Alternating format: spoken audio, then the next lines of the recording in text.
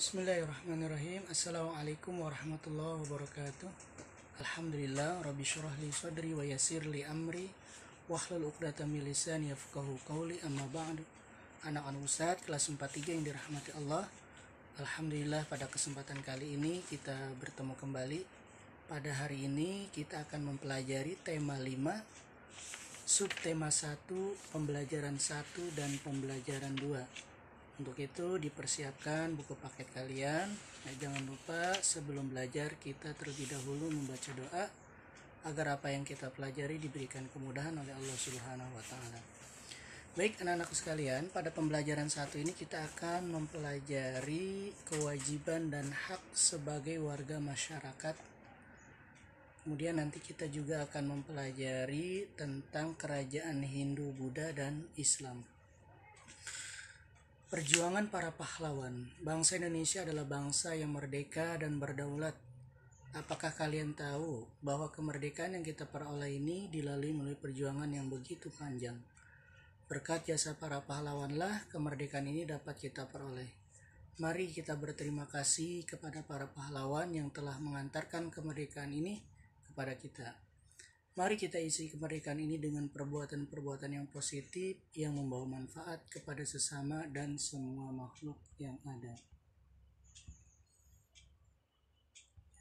Pada pembelajaran 1 ini, berikut ini merupakan kewajiban anak sebagai pelajar. Namun, sebelum kita mempelajari lebih lanjut, kita harus bedakan terlebih dahulu apa itu kewajiban dan apa itu hak. Kewajiban adalah segala sesuatu yang harus kita laksanakan, sedangkan hak adalah segala sesuatu yang kita terima.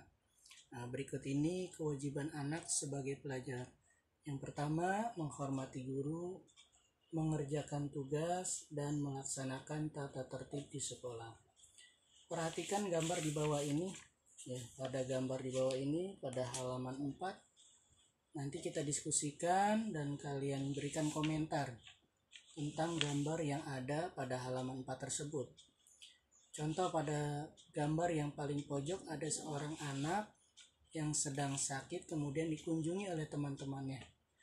Nah, sikap ini harus kita terapkan dalam kehidupan sehari-hari, di mana pada saat kita mendengar teman kita yang sakit, maka kewajiban kita adalah untuk menjenguknya.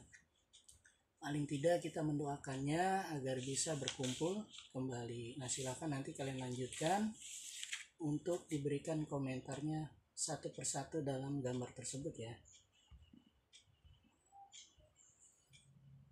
Sikap kepahlawanan juga dilakukan oleh beberapa raja pada masa Hindu, Buddha, dan Islam. Untuk mengetahuinya, bacalah dengan seksama teks Raja Airlangga yang ada di buku siswa pada halaman 6. Nanti setelah itu dibaca, kemudian kalian jawab pertanyaan-pertanyaan di bawah ini ya.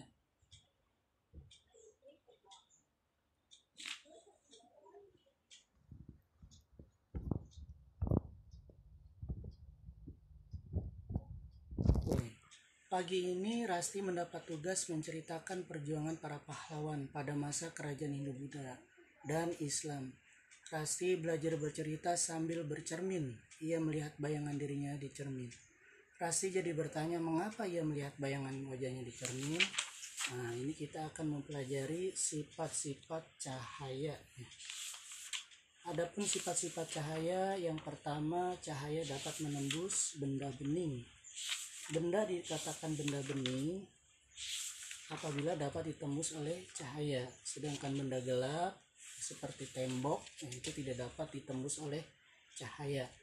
Kemudian yang kedua, cahaya dapat dibiaskan. Saat kalian meletakkan sebuah pensil dalam gelas yang berisi dengan air, itu terlihat bengkok ya. Nah, ini artinya cahaya dapat dibiaskan atau dibelokkan. Kemudian cahaya dapat merambat lurus, cahaya dapat dipantulkan, dan cahaya dapat diuraikan.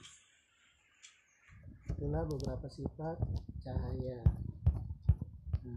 Nanti ada soal-soal yang harus kalian kerjakan, silahkan nanti diisi di buku paket kalian. Pada pembelajaran 2 ini kita akan mempelajari tentang hubungan simbol dengan makna sila keempat Pancasila. Kemarin kita sudah mempelajari bunyi sila pertama, sila kedua, sila ketiga. Dan pada hari ini kita akan mempelajari sila keempat.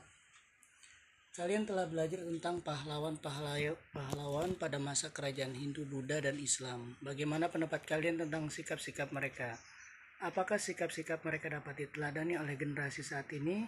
Adakah sikap mereka yang tidak dapat diteladani? Apa alasan kalian? Apakah menurut kalian sikap-sikap yang dilakukan Airlangga telah mencerminkan nilai-nilai dalam Pancasila?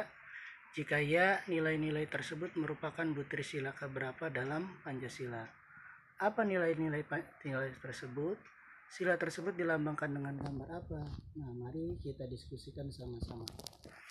Sikap Airlangga mencerminkan nilai-nilai Pancasila, yaitu sila keempat. Perhatikan gambar berikut ini. Pada halaman 11, di situ sudah terlihat simbol-simbol Pancasila ya. Mulai dari sila pertama, 2, 3, dan 4. Kemarin sila ketiga dilambangkan dengan pohon beringin, sedangkan sila keempat ini dengan kepala banteng ya. Bunyinya bagaimana? Kerakyatan yang dipimpin oleh hikmat, kebijaksanaan dalam permusyawaratan perwakilan. Maksudnya apa? Bahwa hakikat sila ini adalah merupakan penegakan sebuah demokrasi. Permusyawaratan artinya segala sesuatu itu harus dimusyawarahkan, terlebih apabila terjadi konflik dalam suatu masalah. Inilah salah satu tujuan atau prinsip kita sebagai warga negara yang baik. Bila mana terjadi masalah, maka harus dimusyawarahkan, didiskusikan, sehingga menghasilkan keputusan yang adil dan bertanggung jawab. Demikian materi kita yang sudah kita pelajari. Silahkan nanti apabila ada soal-soal yang ada di buku paket kalian dikerjakan. Kurang lebih mohon maaf. Assalamualaikum warahmatullahi wabarakatuh.